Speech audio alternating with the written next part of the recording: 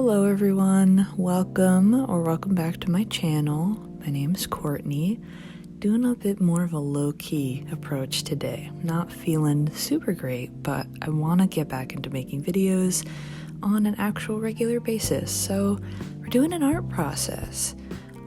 Before we get too much into it, I wanted to ask a question to you all, my lovely viewers.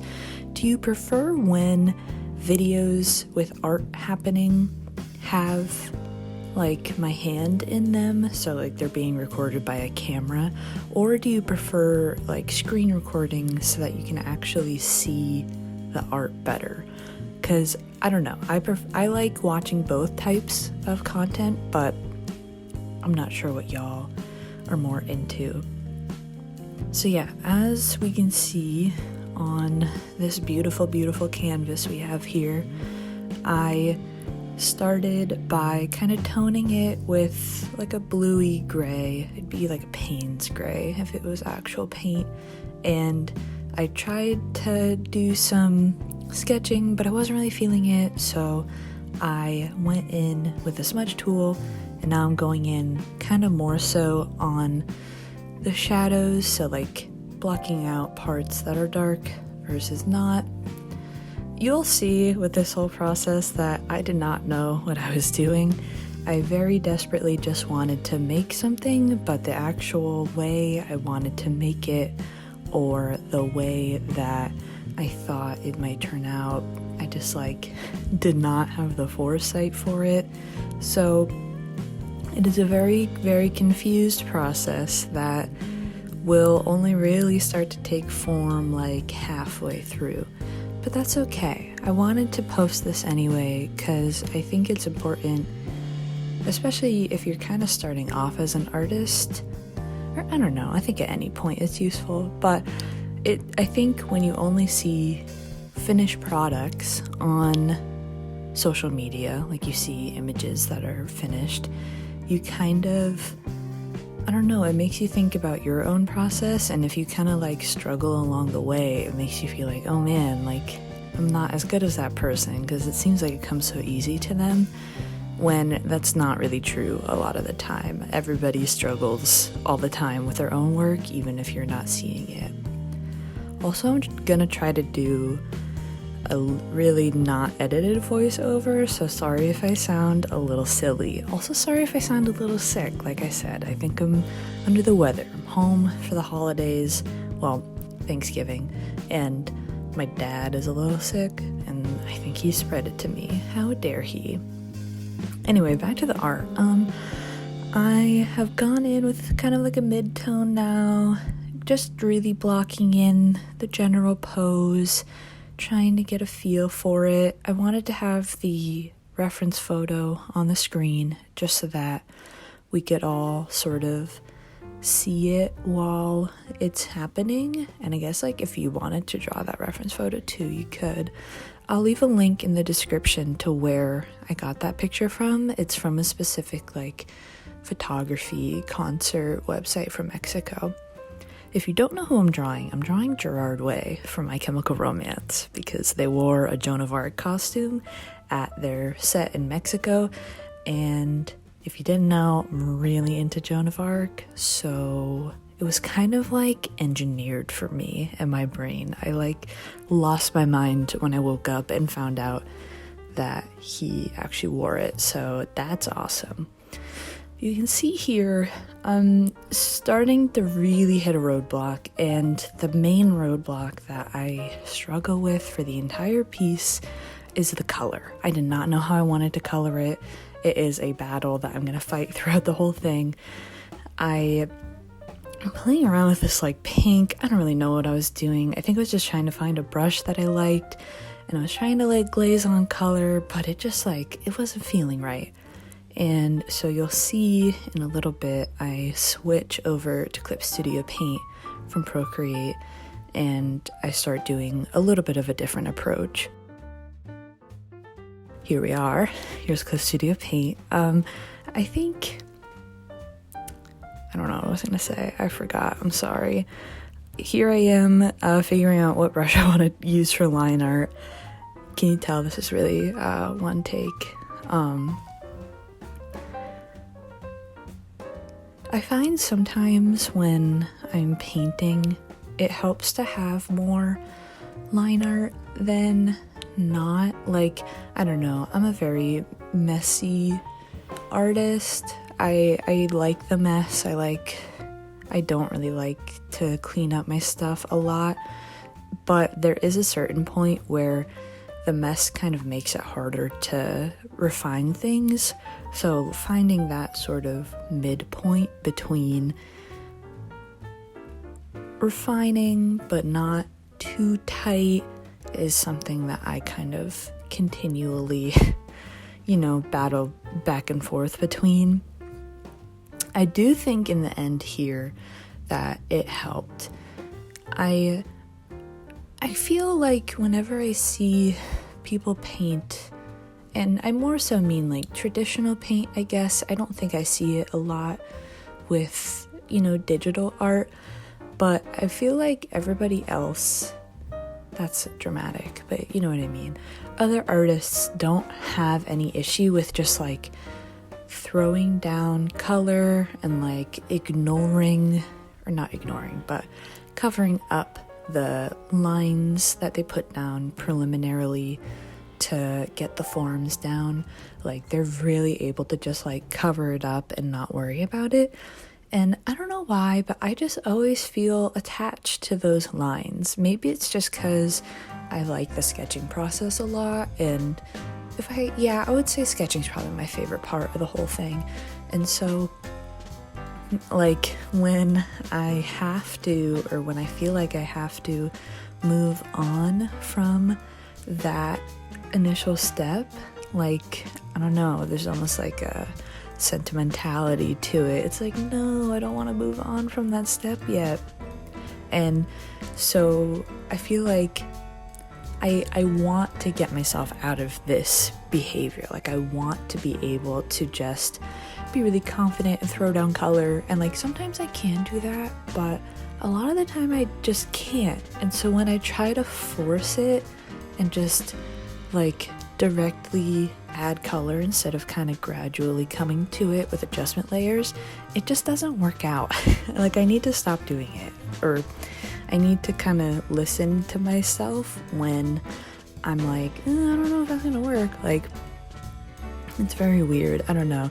Whenever people ask about my art process, I kind of struggle to answer, just because even though like there are some things that stay the same, there are a lot of things that change. And so like from piece to piece, I just, I use different methods just because like some of them aren't feeling right, which is such a like baloney answer. If you're not an artist, it's like, how could that not feel right? But it's true. Like, sometimes line art doesn't feel right, and sometimes coloring it really cleanly doesn't feel right, and sometimes I don't want to color it at all. Like, there's just a lot of things that you don't really know until you're in the thick of it. And so, as we can see, I've been doing the lines here. I want to do another brush video, just because the brushes that I use on the regular have changed in the past little bit, and so I want to do one for Clip Studio, and especially for Procreate, because I've kind of found my way back to Procreate. There are some things about Clip Studio that I just prefer no matter what, but the main reason why I haven't been using Procreate is because my iPad doesn't like it, or my old iPad didn't like it. My old iPad was a 2017 iPad Pro, which it was like a size they don't even make anymore. And it was just getting really sluggish, and it would deteriorate the battery, and I just couldn't really use Procreate that easily in there. And so now that I have a new iPad, I have a 12.9 inch, she's beautiful, she's gorgeous, I can actually use Procreate more easily. And so I want to go through my Procreate brushes, because I just imported everything from my old iPad, and I have so many in there that I just don't use. So like, I don't know if any of you guys watch like Sims content, but like there are some people who like play The Sims who do like custom content shopping videos. I want to do something like that almost, but for like my brushes in there. Let me know if that's something you'd be interested in. Anyways, back to Gerard. Still doing those lines. It is a tedious process sometimes, but I do enjoy lines. Put that on my like tombstone. Here lies Courtney. They enjoyed lines. I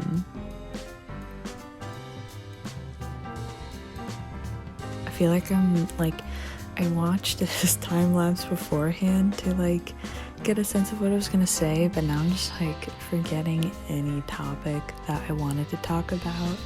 Maybe it's just because like we're not even at the interesting part yet, but I wanted to keep the whole process in. This footage is sped up by 200%, so the real time was about 80 minutes, like an hour 20, which is like, I don't know, I would say that's average for a piece of mine. There are definitely some that take more time. I've done some that take less too, but I would say for like personal work, that is around the time I take. Okay, and so we can see here, I'm trying to figure out like some way to glaze color on it, but again, it's just like not working. Not working yet, at least. And then here I'm trying to add, like I'm pretty sure I'm using just like an overlay layer, and I'm trying to get in some of the more neutral aspects of the chainmail that Gerard is wearing and the red of the cape. It's one of those things where I saw the reference picture and I was like, wow, those colors are beautiful. I want to try to replicate those, but I didn't know exactly like how I wanted to. Like I didn't necessarily want it to be a photo study, which I've done and are nice when you're like trying to do that, but I don't know, I just didn't want that to be this. I wanted it to have a little bit of like artistic freedom on my part, so I think maybe that's where some of my struggle with the color was coming from.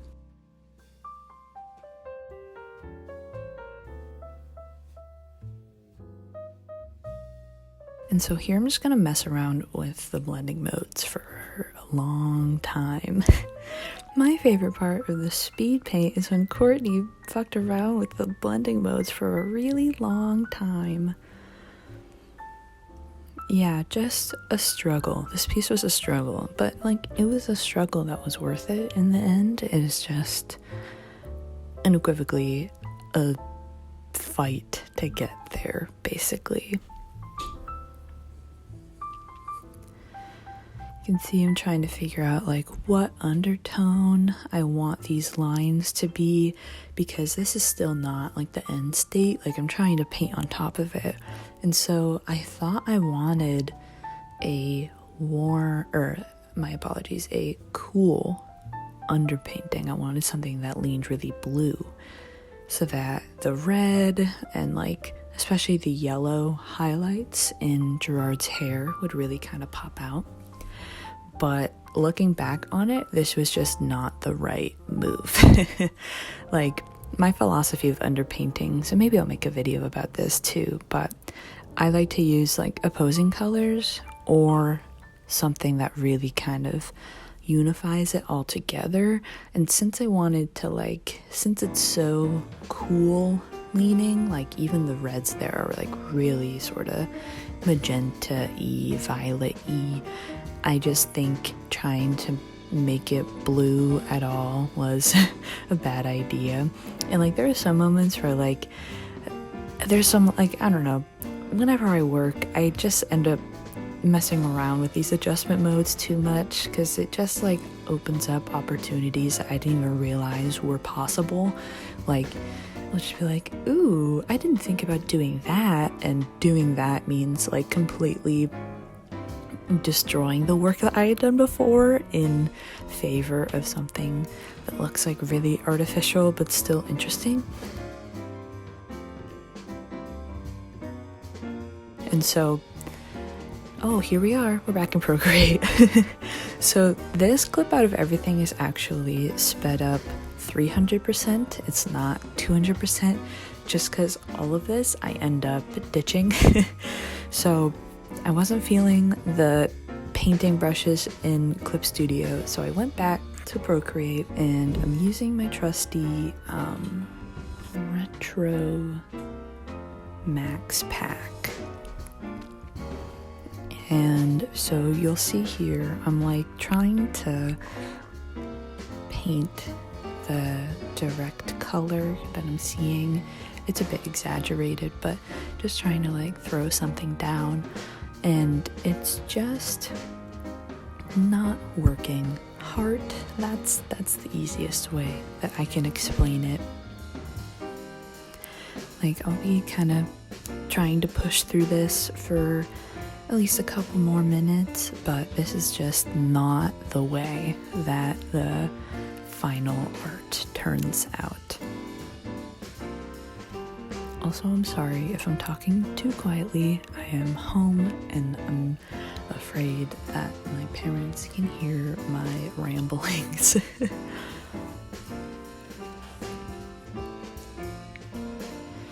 So yep, we're adding that color. How's your guys' day going?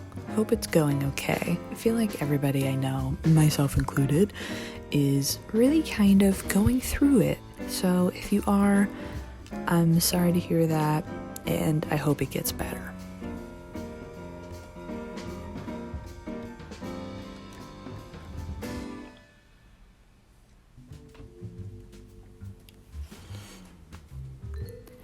You know, I do think there's still value in going about a process like this where you end up kind of scrapping work that you've done in the end. Like, I think, you know, there's some part of every artist that's like, oh, well, if I don't like, you know, if I don't post everything I make, or if I don't use everything that I make, like, then it wasn't worth making. But I think, you know, the process of learning, like, yeah, you know, that wasn't the best move, like, I still think there's a value in that for sure.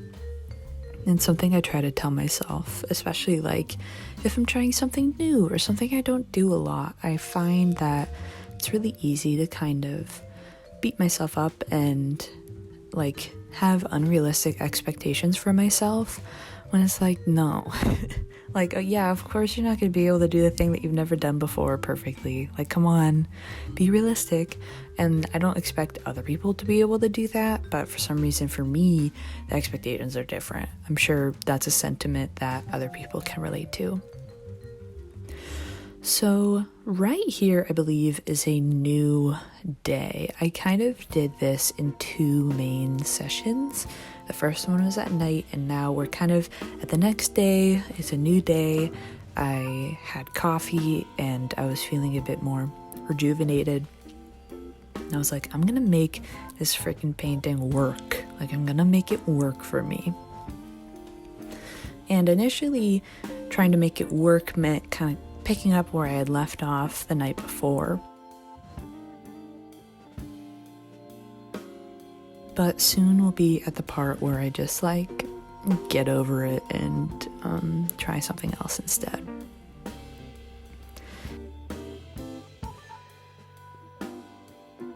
Yeah, so there you can see I kind of like turned it on and off. I was like, is this working? No, it's not. So now I'm adding like sepia brown sort of layer on top of everything, and I'm kind of treating it like a traditional underpainting that you would do for like an oil painting, where it's just focusing on the values. And then once all the values are good, I'm going to lay the color on top of it. And I think this is like, you know, it's a tried and true method. I just think, like, if you don't know how to color something, like, don't worry about the color at first. Make the values right, and then everything else will kind of follow through. And I'm also kind of a hypocrite because I've done so many really good value underpaintings where, the full value range is there. And then I'll put a color or a gradient map on top of it. And I don't know, my mind just loves to go for things that aren't palatable or like appealing in that sort of way. So I'll end up just like fucking around and creating, like ruining all of the values I had in favor of something that's really like eye-catching. And that's not always like a bad thing, but it's just one of those things where it's like, oh, come on, like can't you just use the color or the gradient maps like a normal person? But yeah, right now going in mainly with the light colors. This is kind of like a medium light. I'm gonna go in with a bit more of a brighter light for our value scale. And at this point, I think I was conflicted.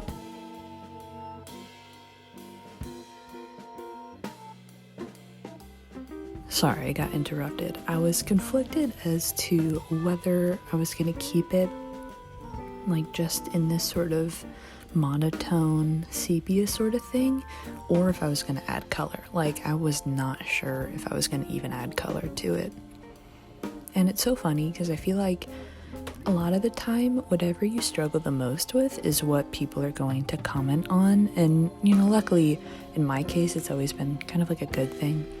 Like, I remember I struggled, and I still struggle so hard with drawing noses. Like, there's something about noses that are just really archaic and weird for me. Like, I think a lot of artists feel that way. Like, in my opinion, I think all anime artists get it right. Like, it should just be a triangle on your face unless it's a profile view, and then it makes like the entire sort of muzzle shape. Like, I really believe in that sort of method. But I always got comments, more so in high school, I think, when I was like really trying to figure out how the hell to do it, that people really liked the way I draw noses. And it was always funny to me because I was like, really? Because I'm like fighting demons out here trying to figure out how to do this.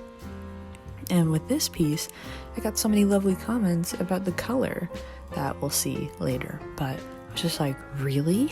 Because the color was like the hardest part for me. So, sometimes the fight is worth it. You can push through and it'll have been worth all of the turmoil and fighting demons, etc. that you went through to do it.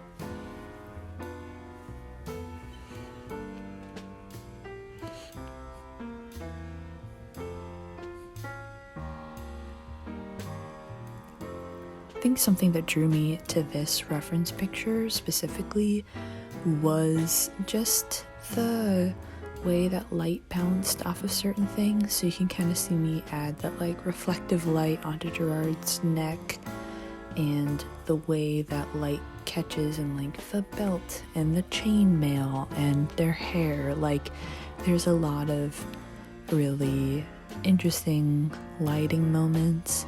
And there's also, kind of like I talked about before, the way that the temperature sort of shifts. So the way that, the red ends up reflecting onto that, I guess it's their left side, but our right, like chest and leg. Like, I just, all the pictures, listen, all the pictures from this were really good. You don't need me to talk about, you don't want to hear my thoughts about Gerard Way's outfits on this whole tour. You don't need to know. I'll keep that to myself, but I liked it. I liked it a whole bunch.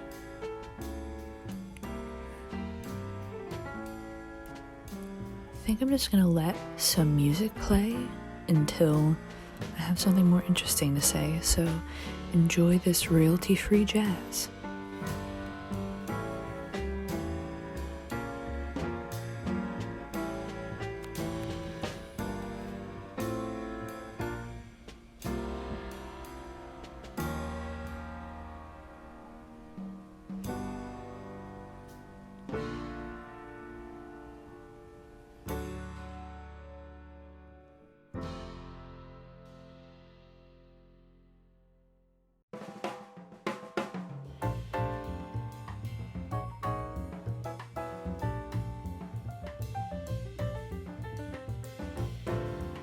I lied, I'm kind of back sooner than I thought I'd be. But you can see I'm adding the darker values now. In hindsight, it's a pretty desaturated brown I'm using. I wonder how it would have looked if I had used a bit more of like a saturated brown to add this, but I really do think the piece comes together in the end, so it's not that big of a deal. I also struggled in this piece, kind of like I do with every piece, with the eyes, more specific, like the irises. I don't know if anybody else feels this way, but I just struggle with like where exactly to put the eyes and where they should be looking. Like, I feel, I don't know, like I guess I'm a little advertent to eye contact in real life, so maybe that's part of it. But yeah, with this one, like, as you kind of see throughout, I kind of go between like looking up or looking forward. Like I want them to be plagued with visions, but I still want it to be like approachable, I guess. Like it's intense, but it's not like hard to look at. And sometimes I feel like the eye contact is just like so much. It's like, whoa, hold on, everybody calm down. So yep, going about adding the darker values. I think something that really helped was what I'm doing right now with the like really dark shadow on the skirt, for lack of like a better term. I mean, it was a skirt, it was like a chainmail dress basically, but that part below the belt I think really sort of adds to the drama. And I believe I'm gonna go in and add the darkness in the background soon too, and that will really help as well.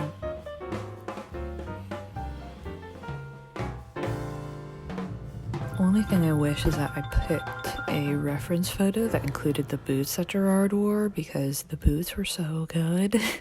They were kind of, you know, covered by the chainmail, but they had all these buckles going up them. Like, ugh, it's so good.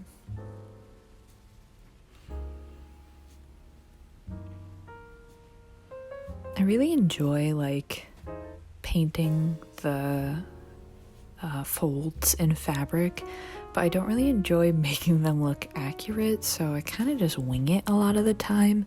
Like, I think it's such an easy way to add volume to something that's inherently, you know, two-dimensional. And I just really like playing into the shapes and the shadows that form. I just think it's really entertaining. Here I go with the background. That one little light strip that happened because of the way that I painted this originally and changed the canvas size really early on will finally be covered up, so God bless.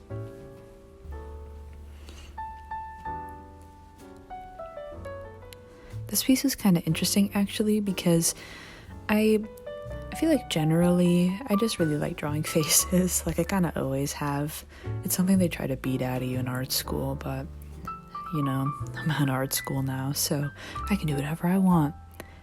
But with this one, the face is so small compared to the rest of the body, so you kind of had to be really intentional with the details you add. Here I go with the light colors this time. The lightest, I should say. I just love how backlit Gerard's hair is in the original photo, and how it almost kind of feels like a halo without actually being a halo. Like, I just think that's, you know, considering the Joan of Arc theme, very fun. You'll see that I kind of play with that idea of a halo more later. I kind of add some like decorative lines. I love that shadow that formed between the curve of the cape and Gerard's like shoulder. That one little curve where the two aren't connecting is like so fun to me.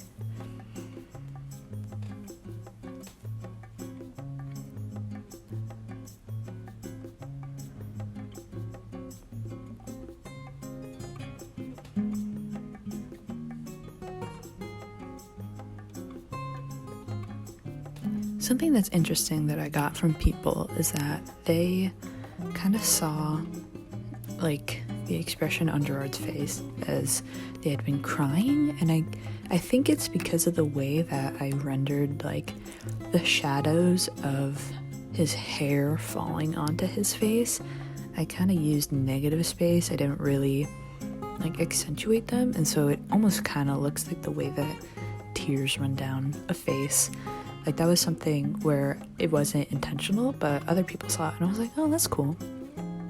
I think art's kind of beautiful and lovely in that way where, you know, sometimes it's annoying, like, especially if you like have original characters and people comment like, oh my god, this is just like that other character that exists. It's like, no, it's not. It's literally not, but okay.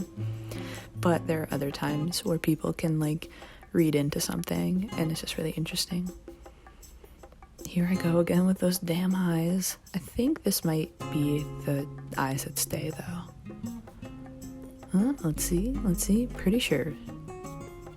Yeah, I think those are the eyes that stay.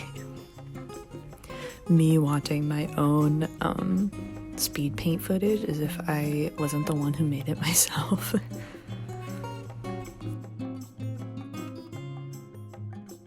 Yeah, so you can see here kind of going more heavy-handed with the halo idea. I was to say, I don't think that stays actually. Again, me watching my own footage as if I'm not the one who made this drawing. I'm really along for the ride with the rest of y'all. I just, you know.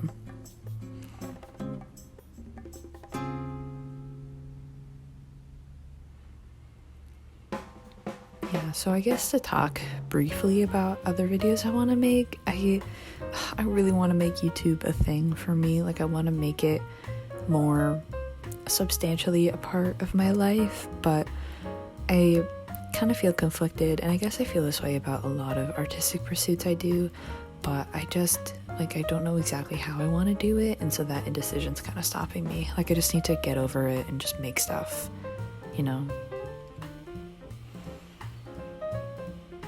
Also, I really enjoy the shape that kind of came out of the fog there. It wasn't like fully intentional. I was kind of like absentmindedly coloring it in like that, but when I did it, I was like, whoa, hold on, that's pretty cool. So it ends up staying. So now here's finally where we get color, like the color that will stay. And I think even here, it might go through some adjustment layer nonsense, but maybe not. I think this might be the type that stays. So this is just like a normal overlay layer, and just overlay. I'd be overlaying those colors on there.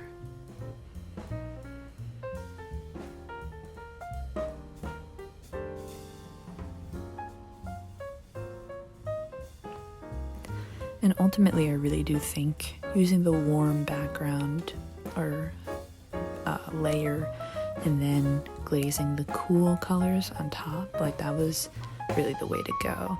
Because it still has this really beautiful warmth to it, but it's not like overly warm. Yeah, it's so funny, like looking at the timeline for this video, the color is such a small part of it, even though I was literally trying to do it from the start. Like, it just goes to show how easy it can be when you have like the right base versus when you're trying to force it. And I don't do this all the time with my art. I would say there are a lot more times where like I put down the colors and they're a lot closer than like they're just closer to what they quote unquote should be, or like what I want them to be.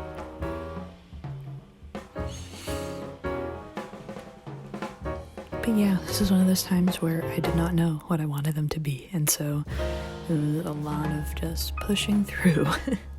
Fighting the good fight, as my painting professor would say.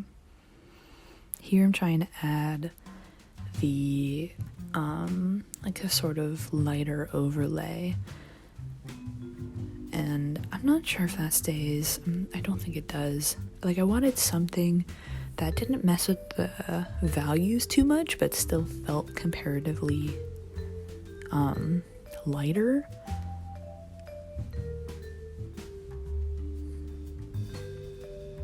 yeah, I think that does stay actually. It's looking familiar to me now. And so I kind of go in and add some of that onto the deeper shadows just to kind of make it look more blue, more interesting. And here I very lightly try to add some more highlights to like the rim light. It's a very difficult balance to strike. Like you just don't want it to be too much, but you still want like something there.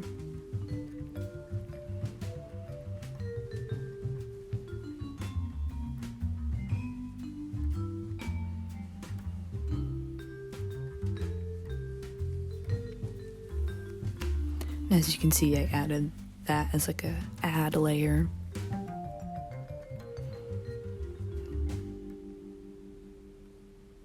So yeah, we're basically in the home stretch now. Here I'm just adding a little decorative element. I wanted something that kind of felt like halo-y, but something that also kind of felt like, you know, like Our Lady of Sorrows, the way that the swords kind of interact there. Something also like clock-ish, I guess. Like I wanted it to be really sort of abstract, but still, you know, pulling your attention to the face and alluding to all that sort of imagery without being like a literal halo.